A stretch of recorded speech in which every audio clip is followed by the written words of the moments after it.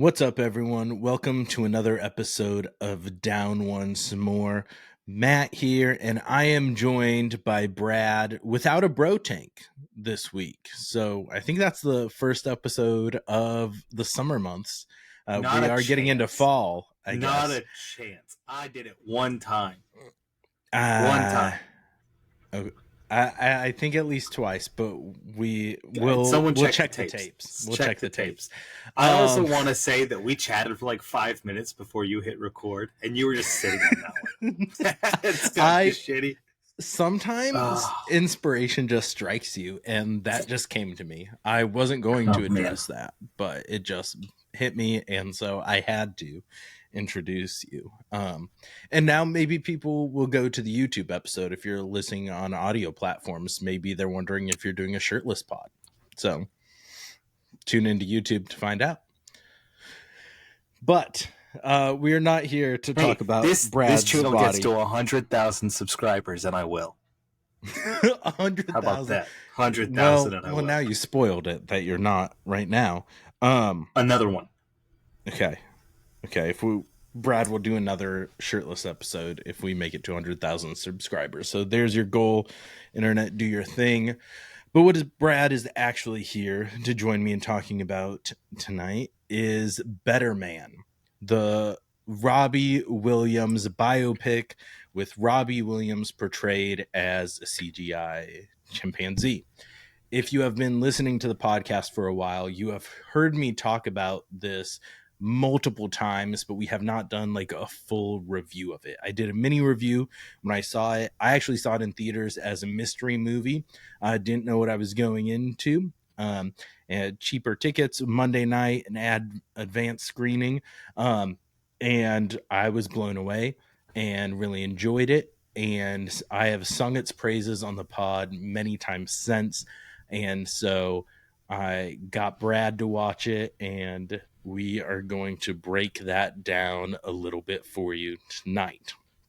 So, if you are not familiar with it, I gave a little synopsis, but Robbie Williams, if you are in the US, you may be like me. I was not aware of Robbie Williams prior to this movie at all. But Robbie Williams, huge pop star, big deal in the UK. One of the most awarded singers, songwriters, musicians in the UK, was part of boy band Take That, then went on a solo career. And this movie kind of tells a little bit fictionalized version of his life and is a jukebox musical using his music. A little bit fictionalized as the main character is a CGI chimpanzee. Well, besides him being a CGI chimp, I'm going to be honest, and we'll get into it a little bit. As I was watching this movie, as the movie went on, I completely, he's obviously still a chimp, but it didn't register to me. It didn't seem weird at all. Even though he is the only chimp in this movie, it worked for me. But Brad, what was your experience or knowledge of Robbie Williams prior to watching this movie? Anything? I think the musical familiarity that I had with this movie and its subjects was when the Gallagher brothers showed up. Mm-hmm. Because I do know of Oasis. I think I only know Wonderwall and maybe some other ones that I don't realize are Oasis. And that's about the extent of my musical familiarity. I would not have known Robbie Williams from Adam before this. I probably still wouldn't, because he was portrayed by a chimpanzee. I've Googled him, and so I've seen his face now. But I don't know Take That. I don't know any of that music. Part of it was our hyper-religious upbringing. Yep. That certainly would have been a frowned upon musical genre. But also, I don't know how familiar people in America got with him.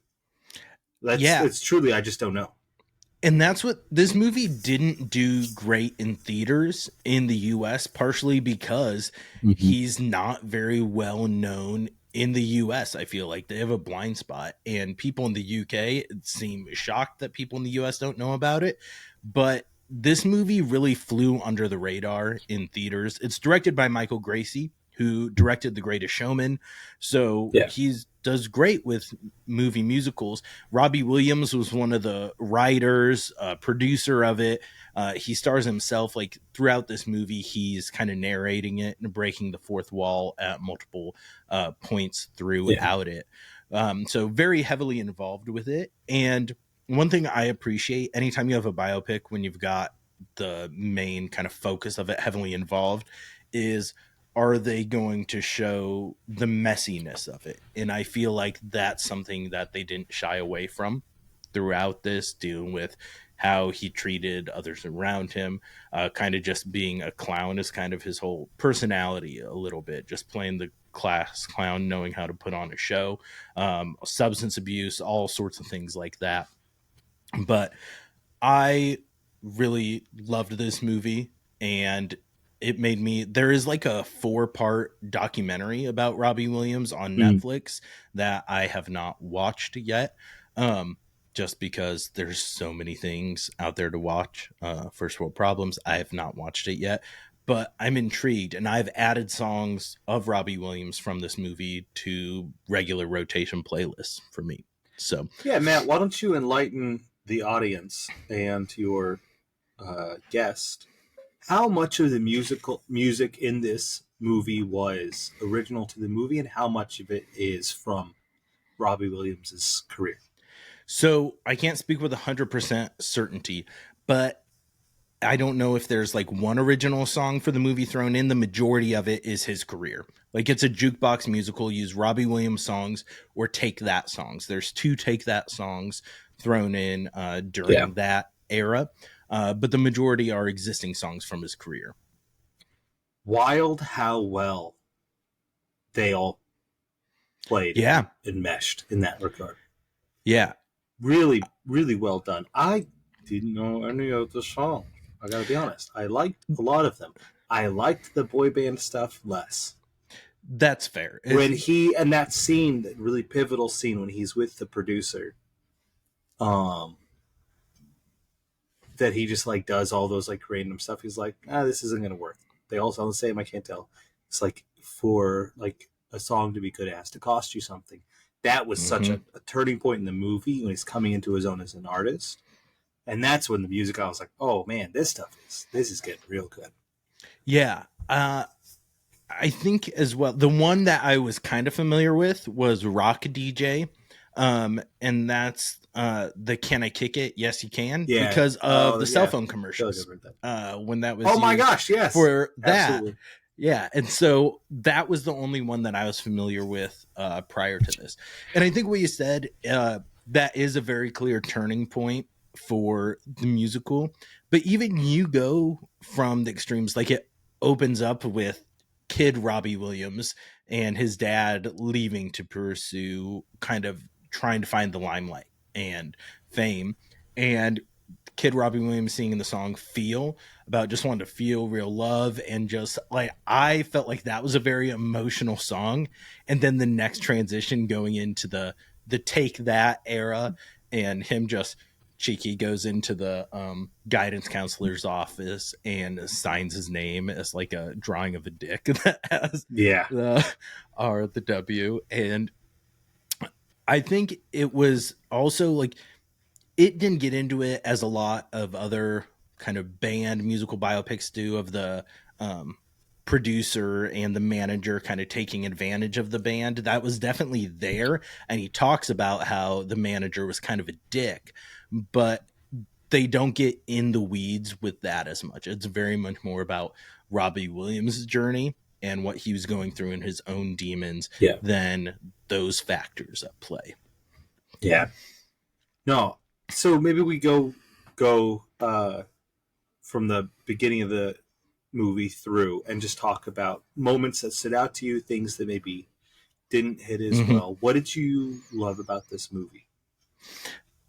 I think I liked just the constant growth that Robbie kind of displayed, recognizing, battling his demons all throughout his life, the different eras. And when you see how he first doing the Pirates of Penzance musical as a kid, and just noticing what he had and how to work a stage and kind of get that limelight and chasing that. And then you saw those like ghosts of the former selves throughout his entire stages, where he's trying to kind of numb himself with drugs, alcohol, and still chase that kind of affection from his dad and that approval of his dad, even though his dad was constantly showing him how he was selfish, just thinking of himself and kind of a piece of shit.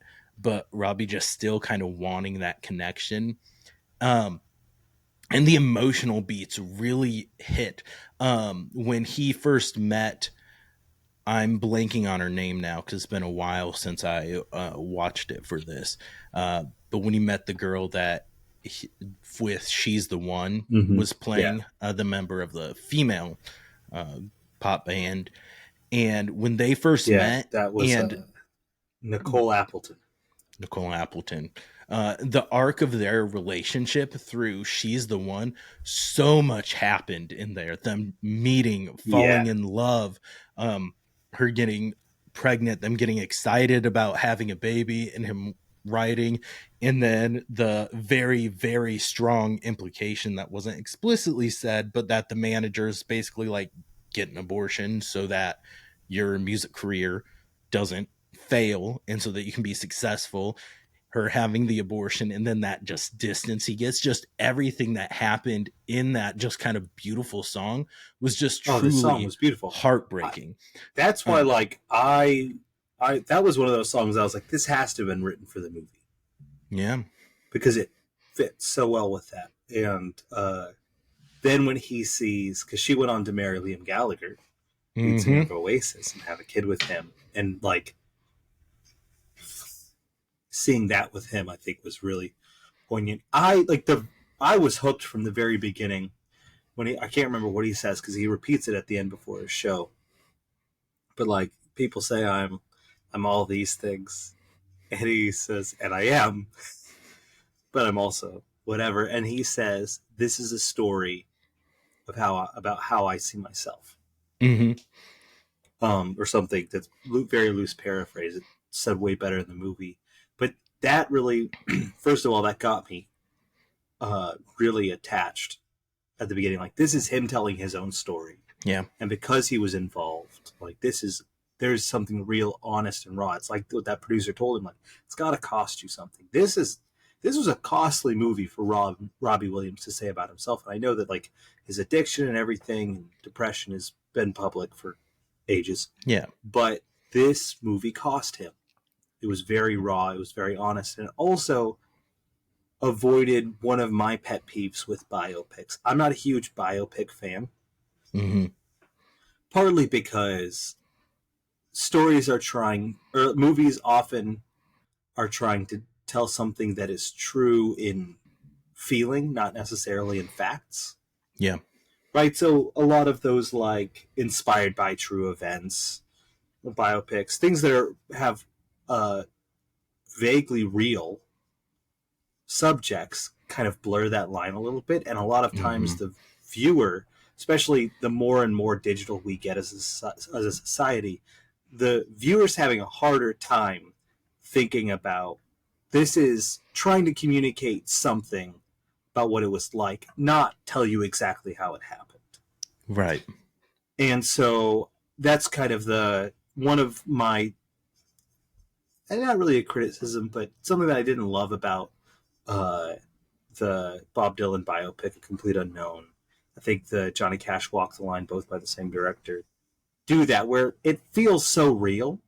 And in some ways, I loved getting to step into Greenwich Village in the 60s. But because it feels so real, there's the trap of thinking, well, this is how it happened. That's how that song was written. That's the story. When those are not documentaries. They're trying to tell you something that's true in feel, not in fact. And by portraying Robbie Williams as a chimpanzee, having some of the really sensationalistic visual elements, you're not thinking like, oh wow, I can't believe he drove his car into a giant lake and then got trapped under the ice. Like, you're you're constantly reminded this isn't reality, right? The Phantom selves, leading to that big awesome scene with, and what is it, Nebsworth, Yep, whatever that big Nebworth. venue, Nebworth, when he sings that first song, but then he has a full on like apocalyptic battle with his demons. Mm-hmm. Like, talk about fighting your demons, incredible. Yeah. I loved the way they took that and said, we're not trying to give you a documentary. Like you said, Matt, Mm-hmm. that's been done. There's a 4-part. If you want to know, watch that. We're going to focus on this story, and we're going to emphasize elements that tell you how it felt and how he feels about himself and how he Mm-hmm. feels about his story. I thought it was beautifully done. And just like, the moments of rejection, jubilation, and it's such an emotional. I was like on the edge of my seat, like every time. It's just like, is he about to try to kill himself? Like, because I don't know his story. I was like, what are we about to see? Is he not going to make it to Nebworth? Is he what's this? Is he going to be? So you never really know, and it's really, really intriguing and really captivating. Kind of like Kneecap we've talked about. Mm-hmm. Kneecap was really great with the way it portrayed like the like the different drug trips that they have, and like they're on ketamine and they're on all these things, and I felt similarly, not because of the portrayal of like substances, but the way that they were able to capture the energy that Robbie Williams had in a given moment was incredibly done. Yeah, I agree. And the drug use in this was a lot less fun than Kneecap, because it was a lot like the outcome was a lot more serious. You get a little bit of that when he first starts with Take That, and they're talking about when they were playing at the gay clubs, and that's how they kind of found. Which he never really answered the question about his sexuality. No, maybe that's a well-known thing in the UK. I got the vibes that he's bi, but I'm not going to make assumptions. But that's kind of what I felt like they were implying. And also the wild stuff that they were talking about, like he was 15 when that started. Yeah. When they were going to the clubs and when the boy band started, they were 15. These were teenagers, which is probably why he said, "Don't touch anybody." Yeah. That's the only reason I could be like, why does the manager not want them to get with it? Oh, yeah, pedo laws. That's why. Yeah. Maybe. I don't know. Maybe he was just an asshole. But which one of you is Gary? This one. That was a great moment. One thing, going back, I did research while we waited. Well, not while we waited, but while you were talking. The only original song in this movie was the one that played during the credits, Forbidden Road. The rest was from his career. So She's the One he wrote in 1998. And then Angels, which is my favorite song from it, which is just truly heartbreaking, before he kind of goes off the deep end, Lure Before Nebworth, when he's just the drugs, the alcohol, everything is just pushing him over the edge, his anxiety, his panic. And just there was the moment shortly before that of just wanting his dad's support, and him saying he didn't feel like he could do Nebworth, and instead his dad just pushing him and just focusing on the fame and not realizing how he's just like trying to find a lifeline. And then just to find out that his grandma died, and then just that moment of everything where you'd seen him just kind of being in denial and being like, oh no, Nan's fine. And then when he was visiting her and she's having those bouts and like confessing that the only reason his dad reached out to him after he had left was because she begged him to, and talked him into it, was just like heartbreaking. And then for her to realize that she had revealed that, just so many of those moments. And then towards the end, like him realizing and remembering her talking to him about it being what's in here. That's what it is. It just like, I felt like there were so many emotional beats to this, and it's wild that you're having like those emotional moments with the CGI chimpanzee. Yeah, yeah. And I thought they did a great job just on the chimpanzee. And I think we should talk about his dad in more detail because that's a fascinating, I think, part of his story and a part of this movie. But they did a great job. I feel like I had a sense of what Robbie Williams' like style and hair probably looked like at each stage of his career based on Yeah, how they styled the chimpanzee. Pretty when he great. had bleached hair and Yeah, short, pretty yeah, cool. everything. Pretty well done. And Yeah, like showing that kind of variance. And in many ways, like when you're doing a biopic that covers someone from like age 8 to 40, a CGI chimpanzee isn't a bad way to do it. I also no, feel like, is it just like compulsory for like biopics, like British celebrity biopics, to have like a scene in rehab? I think there's a scene in rehab, maybe not in The Queen, maybe not in Bohemian Rhapsody, but there I'm not definitely is sure. in the Elton John one. Rocket Man, if I remember Rocky right, Man. that's one of the main framing devices of It it, isn't starts it? and ends, yeah, Yeah. or like it comes back, so it's a bookend. We love a bookend. Hmm. It's a reference to the studio. You should watch it. It's I great. haven't watched the studio yet. Oh, the studio is Cleaned up at the awesome. Emmys. It should have incredible show. Anyway, but his dad is first of all probably just based on the way he's portrayed in the movie. I don't know if he deserves the full like bring him up on stage reconciliation that he got at the end. That seemed Yeah. too easy. I was like, that guy abandoned you. Don't let him in your life. Like you were right. He was always there for Robbie. Yep. Don't give him something as Robbie. Like Yeah. but That like I'm part was sure also in reality. just gut wrenching and Oh my stuff too. When gosh, he's like, "No, you that were was always there for insane. Robbie, but never. I You, just wanted you to be there you for were Robert." Robert. Hmm. Wild. Now Yeah. I'm sure in real life there was way more in between. Oh, Way more. absolutely. But they just picked like little moments of him reconciling. But first of all, they blew right past the fact that he was a cop. Hmm. That was just moonlighting as a comedian and then decided to take it on the road. But Yeah.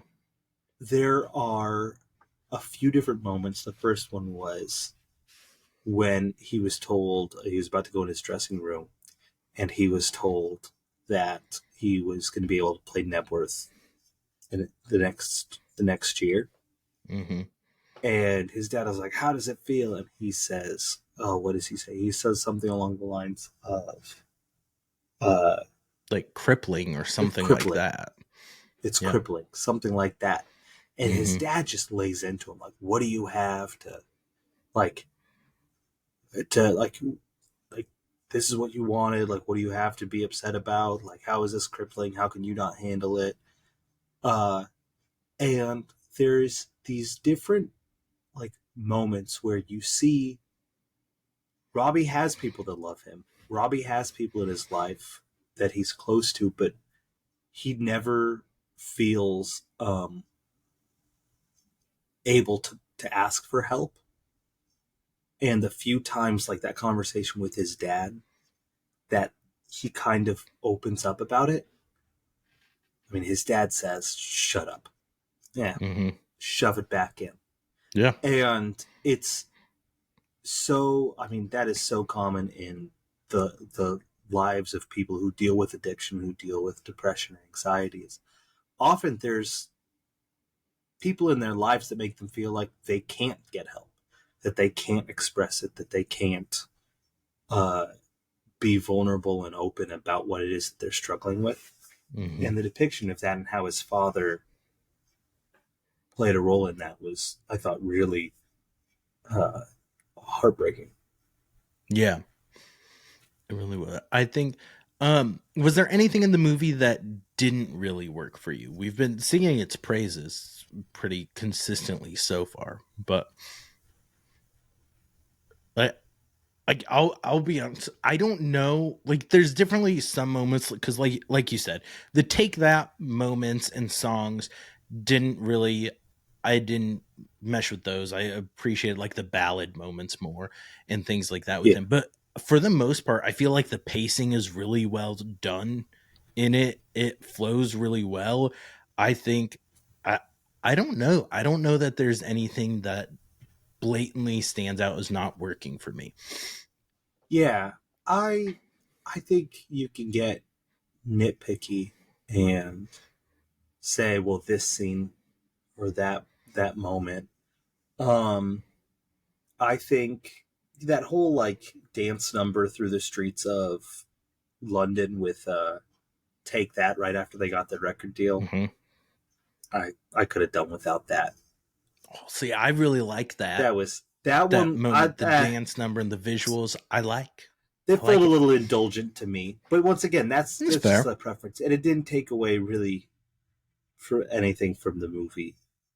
I I might not say it's a perfect movie, but if we were gonna say biopics that I think are like, you know, like the best biopics I've seen, I I would put it up there with Kneecap. I think it kicks Bohemian Rhapsody's ass Mm-hmm. all up and down the street. I think it's better than Rockin' Man. I think it's better than A Complete Unknown. I think it's better than Walk the Line. Uh, Mm-hmm. and I thought it was really good, and you could tell like Robbie Williams uh, is honest and raw about his struggles, especially early in his career. Mm-hmm. I think maybe you could uh, say that he might have glossed over in the resolution, uh, a little too easy of, and now we're all happy. I said sorry. Yeah. Look, but I mean, the movie was essentially over at that point, and it's not trying to say, and look, I continue to struggle with whatever. I relapse, Right. whatever. I don't know what all was Yeah. going on there, but I had very small, minor things. Yeah. And he did do some touring within the past like 5-10 years with Take That Again. They did get back together for some touring and had had some fun. You mean take that, rewinded it back? Yes, they did. I think one of the things that was interesting to me, because when you saw like who his idols were, that Mm-hmm. he was calling out, Frank Sinatra, kind of like the Rat Pack and that crew, that was what he gravitated towards. And I'm blanking because it's been a while since I watched it. What other legends were on his? He had the I think pictures Tom Jones was on one of there. them. Yeah, that could be. I can't remember. But he started like every show before he'd go light him up, because that's what his dad used Yeah, to tell him when they yeah, would perform and sing together.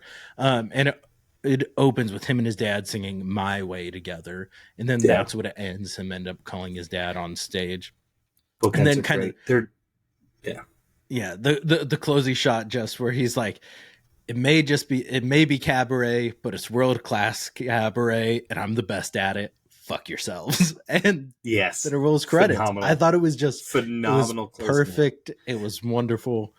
I I love it. Like, I like the cheeky humor and Yep, yep, not taking itself too seriously. And I felt like it was balanced well, where it didn't get obnoxious to me, except for the scenes that they were clearly trying to show that he was just over the top, and that's what he used as his deflection, his kind of coping mechanism sometimes too. and like he said, the transition to Robbie, that manager saying you're Robbie now, Hmm. gave him a mask to wear, Yeah. and he wore it well. It also shows the fuck yourself. Like if it's cabaret, it's world class cabaret. I'm the best at it. Fuck yourself. Shows the thing that his girlfriend had said to him. Nicole Hmm. had said to him that because he said, "I don't care what other people think." She said, "That's all. That's the only thing you care about." And Hmm. it shows like that's part of his growth is he's let go of that. He's like, "Nah, I am me. I'm who I am. And I'm good at it." Yeah. So I thought that was pretty great. I also it came up a few different times in in the movie, but I do think calling someone a tit is an underutilized insult. I agree. You tit. That's perfect. Glenn, shut up, Glenn, you tit.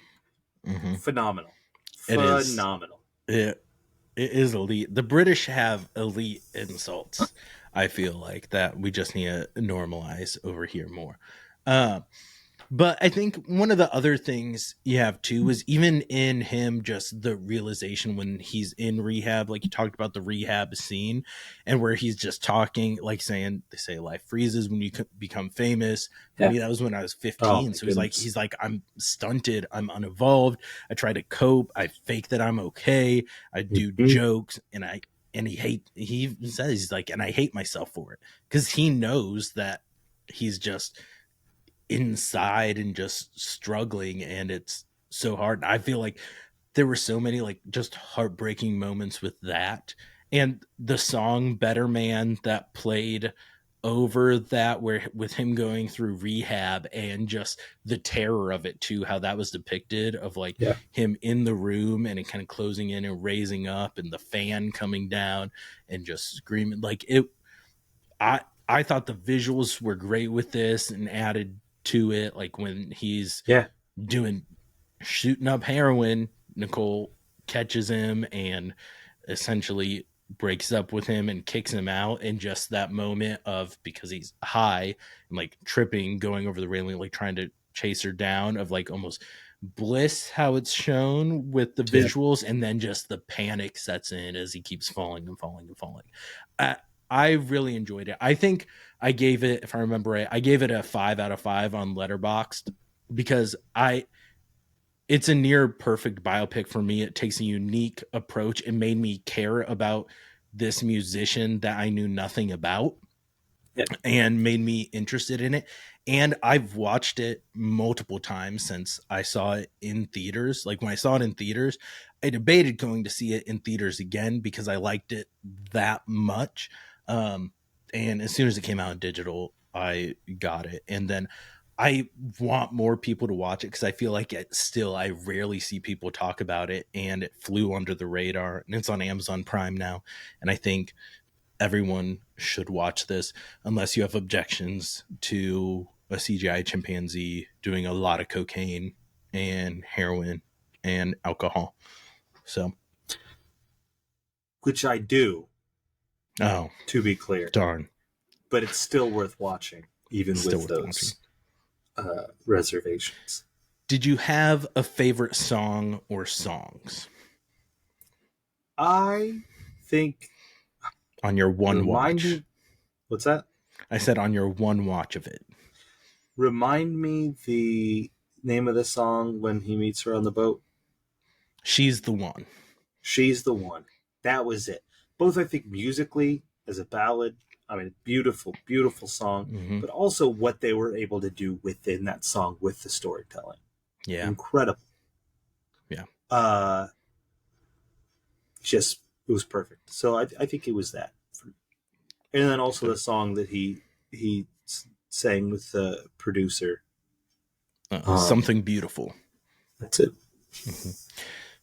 Great choices. I think for me, it's Come Undone, the one where after he's kicked out, or Take That when he's speeding away and drive. I really like that song. And then Angels, which Angels was kind of, from what I'd seen some research, that was kind of his first big hit that kind of put him on the map a little bit more. Yeah. Like that one he released in 1997, so way earlier in his career. But that's one thing I thought was so well done with this. Like you said, even though it's a jukebox musical and it took his songs from different points, how they fit it in so well to tell the story was so great. And I felt like that moment was so great. I really like Let Me Entertain You too. The song at Nebworth and the visuals with that, from like him dropping down. And oh my gosh. If Is that you how he haven't actually yet, entered? He was hanging upside down. Yes. Cool. But I don't think that he just dropped down from like 10 feet. Yeah, in probably. The air. But that. you should watch, if you haven't yet, you can find on YouTube some videos of him, because there was his performance at Nebworth was filmed.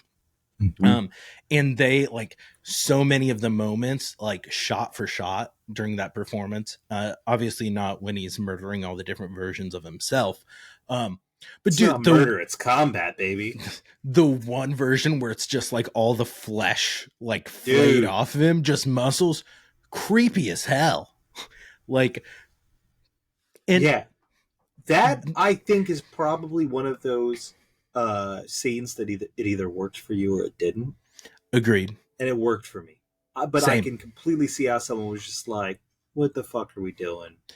He's on a mound of the mangled bodies of his like inner selves and Yeah. his phantom like demons. And Yeah. And how I interpreted that was just he was at that point with such like the pressure, the panic, the self-loathing, and all those different versions of himself. Like he'd chased away his friend who was there for him and like cared for him and just like Nate. insulted him and all of that. And I think he like just truly hated himself in the moment. That's why the final was fighting his own version of himself. And that's when he made his suicide attempt. And it was just like so intense, and that moment in theaters too, like watching that was intense. And one other thing I appreciated that we didn't mention at the very end when he's doing his performance, which was like a night with Robbie Williams, which he actually did, actually called his dad up on stage, things like that. But when he looks out in the crowd, those old versions of himself are still there. Like he still has those demons. He still has those old battles that he has to face, that he has to reconcile with. They're still there, but he's able to face them off. And like him singing My Way, and it was just done in such an empowering way. It was just, I heard that song in a completely different light with the meaning it had for the movie. Yeah, absolutely. So, got nothing to add. I was gonna say, you have any other final notes or other call outs that you wanted to do about it? Only that every time I see a depiction in movies or TV shows about Manchester, it really makes me glad I don't live there. And also, fuck United, fuck City, Yeah, go Gunners. I don't follow football in that sense, so Okay. I'm uninvolved in that way. But if you haven't yet, you should watch Better Man. It is absolutely worth your time. And they did new arrangements of some of the songs too. So if you listen to the movie soundtrack and then you go and listen to the actual Robbie Williams versions, they do have some differences, but he was involved with the different arrangements in doing that too. So I think that's really cool as well. So check it out. It's on Amazon Prime now. You can watch it for free. And dude, let us know in the comments what your favorite song was. If you are in the US, let us know if you were familiar with Robbie Williams before this movie. And if you're outside of the US, you can tell us if we are just dumb Americans for Just not knowing. remember, we were Williams homeschooled and not allowed to listen to secular music. That's true. This is not our fault. Yes. Yes. And it's also a little bit of a generational thing for us, I think, as well. Because I had conversations with people that are around our age in the UK, and they're like, it could be a little bit generational, but it is very much you're Americans. Like, they're like, Who pretty have much you everyone talked here to in in the the UK knows. UK? I have friends in the UK. I have 3 friends in the UK. Name them. Lauren, Emily, and Chris. None True of them story. live in the UK. They all live in the UK. Where did you meet your UK friends, Matt? Back when I played Marvel Strike Force on my phone. Okay. This checks out. And yeah, they were in my alliance. Matt, have you talked about your Marvel Strike Force alliance on this pod? I have not. That was a dark part of my life. How much money would you say you spent? A lot on Marvel Strike Force. A lot, and that's why I quit. I deleted the app and I'm like, nope, I can't do this anymore. It's taking too much of my time and money, and this is stupid for a game that's Over under supposed a to be fun. thousand It's dollars not total. fun. Under. Okay, thank God. Oh my God. Can Yeah. you imagine? Yeah, no. Um, yeah, that was I talked about it on last week's pod as you're watching or listening to this, but I actually just recorded it yesterday. I feel like when anything gets to the point where it's no longer fun or enjoyable and it feels like something you have to do and just check off the list, then that's time to move on. Unless Like, we're talking about parenting, you're locked into that for yeah, 18 you years. made that choice. You This gotta podcast does suck it not up. endorse abandoning your child when he's 8 years Correct. old to follow Manchester United and then start your own entertainment career. That's right. That's right. We do That's not support the move. that. When you make the decision to be a parent and bring the child into the world, you are then making a commitment to suck it up. Contractually Yeah, obligated. that's right. That's right. Other than that, yeah, if it stops being fun, fucking quit. Absolutely. Okay, I have one more question. Well, I have you here before that completes the better man talk. But now this is just random talk Yep. to close out Yep. the pod. Have you ever seen Anastasia, the animated movie I'm musical? familiar, never seen. Okay. Because I watched it for the first time and I was kind of surprised that we never watched it growing up. But then I'm like, oh, Rasputin was dead and there's a magical bat that talks. So maybe that's why we were never allowed to watch it. But We it's a totally musical. did watch this. Did we? I We didn't did. remember Grandma it. Hanson had it. Grandma Hanson she? had it. Yes. Okay. And we I got don't in remember trouble it. for watching it. That's it. Is that Yep. it? 100%. Okay. We started it. I'm almost positive it was Grandma Hanson's, but somewhere. Okay. And then Mom and Pops were like, "You were not allowed to watch that movie. Why? Enlighten me." Interesting. But yeah, because it was turned into a Broadway musical. I thought the original cartoon movie, I did not think it was a musical, but it is a musical. Has a few catchy songs. Not awful, not great. I like some of the songs from the Broadway one better. But What a ringing endorsement. It's got a few catchy songs. Not awful, not great. Waste your time if you want. Well, I think it's one of those, if you grew up on it and you have that nostalgia, that it can work for you. This is Disney, right? I think it was like Fox at the time. Okay. But it's on Disney Plus because Disney now owns them now. So I listened to the Broadway cast album before I watched the movie. And so a few of the songs that were my favorite on that album were made for the Broadway musical. So then watching the movie and missing that, and the movie has more like of the mysticism and Rasputin's not even in the Broadway musical. They do away with the guy coming back from the dead to haunt this family or track down this family, kill them. But it's kind of dark. There are definitely some dark visuals for kids, so a super young kid shouldn't watch it, but an older kid. You know what we should do sometime on here? We should talk about Rock-a-Doodle. Now that is a throwback from childhood. You mean the movie that I bought on DVD out of nostalgia to show my 4-year-old daughter that horrified her and gave her nightmares? It gave her nightmare. Was it? Oh my goodness, the owls! The owls. The owls can't be creepy at times. Crap out of her, dude.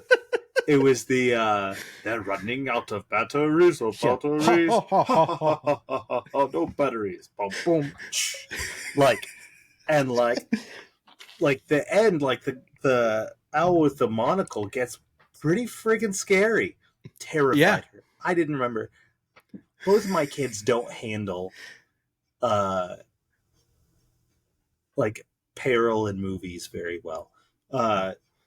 My wife just asked for pizza movie night because like my son does get like terrified and like heartbroken in movies. Like Incredibles 2, he had to snuggle because when the kids were like in the action, he was scared for the kids. The adults, he didn't care for the kids, and so Corey was trying to figure out what she wanted to do for the kids' or for pizza movie night, and she was like, "Hey, should we watch Homeward Bound and just really destroy our kids?" Oh, that'd be so fucked up, Dude. That and the Brave Little Toaster. You can't. This is not okay. What about Balto? Another one that I bought on DVD, and Adeline didn't go for. Have your kids watched a Goofy movie? Yes. Not much peril in that. A little peril, but not much. They did not enjoy Lester as much as we did. Who's your favorite possum? Like, were they scared of Lester? Hey, Dawson, he was like a baby. I don't know if he's like actually seen it where he was aware. Alan thought it was dumb, and she was like 6. Wow. Yeah. Wow. Sometimes you just want to name call children, but you can't because that's not acceptable behavior. Look, dude, did our parents name the strap of leather they used to beat us with? Not beat us, spank, but that was named Lester. Sure. Were they trying to get us to not want to watch a Goofy movie because I tried to rig family movie night too much? Why was Lester the name? Do you know? I don't know. Hey, would you like your child abuse with a side of whimsy names? Oh God, they were really just banking on us never meeting anybody with the name of Lester. Can you imagine? I mean, just pretty safe bet. I feel like you need to go like deep in the woods with inbreeding to find someone named Lester. Lester Flatton, Earl Scruggs. Yeah, it's true. Yeah, I like why Lester. I don't know. For those listening, our parents spanked a lot. Like, I was still getting bare ass spanked as like a 13-year-old. I don't remember ever getting bare ass spanked. You don't? You didn't? You had to have. They definitely bare ass spanked me. No, shorts down, underwear up. My little boy ass was covered completely. Maybe that's why you're more fucked up. I am shook because I was definitely bare ass spanked. I mean, I could have blocked it out. There is like, I don't remember a ton from childhood. I could, and my therapy, I keep it pretty confined to my adult life. So I haven't explored that aspect yet. So I don't know. I'm going to recommend. Don't. If you're okay, don't. Anyway, 0 out of 10 would not recommend. 0 out of 10. Sometimes you learn things about yourself. Anyway, we were spanked a lot for everything. And it was not just me. like, I was well behaved. Yeah. As if.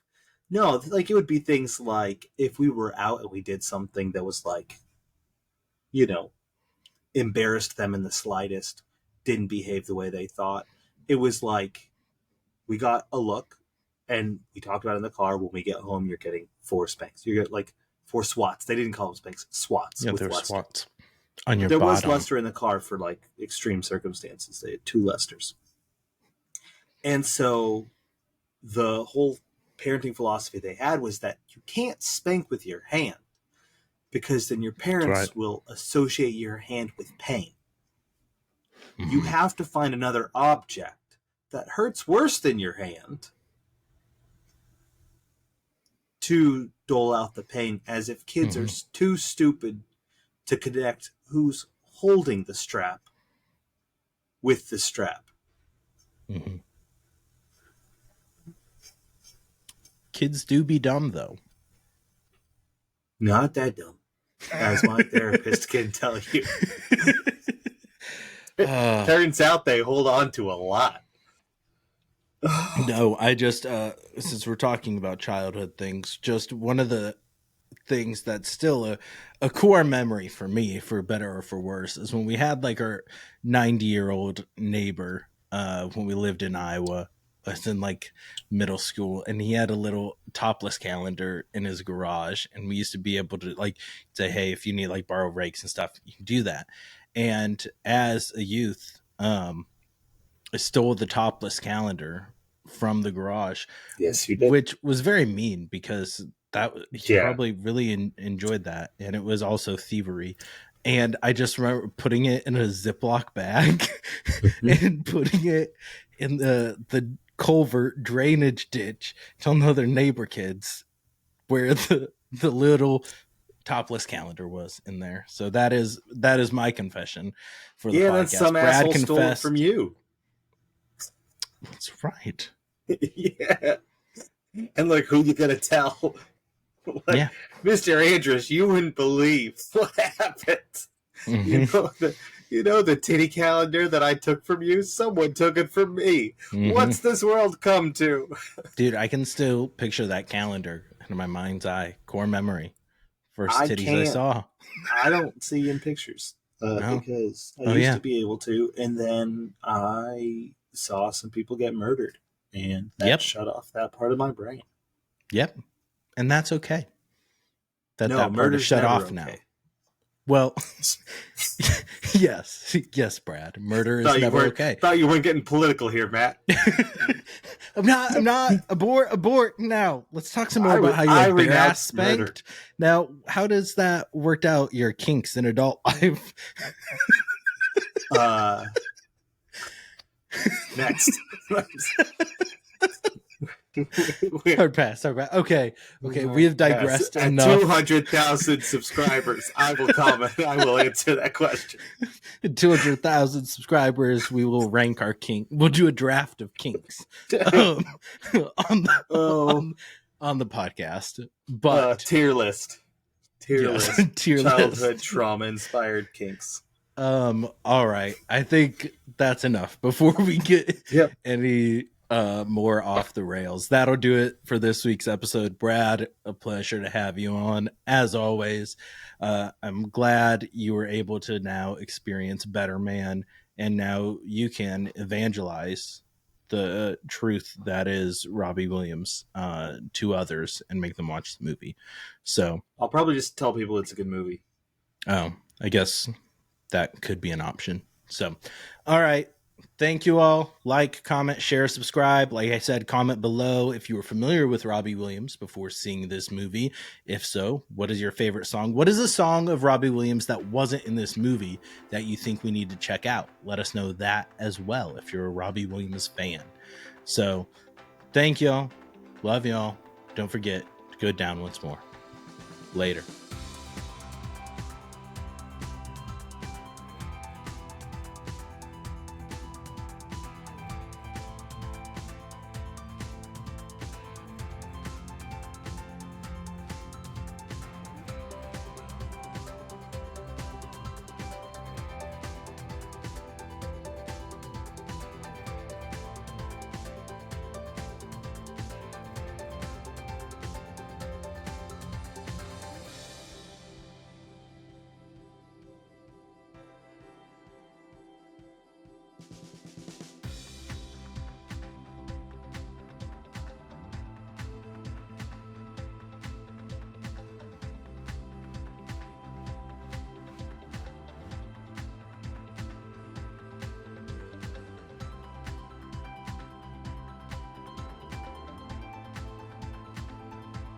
Brad, you can be comfortable with love. It's okay.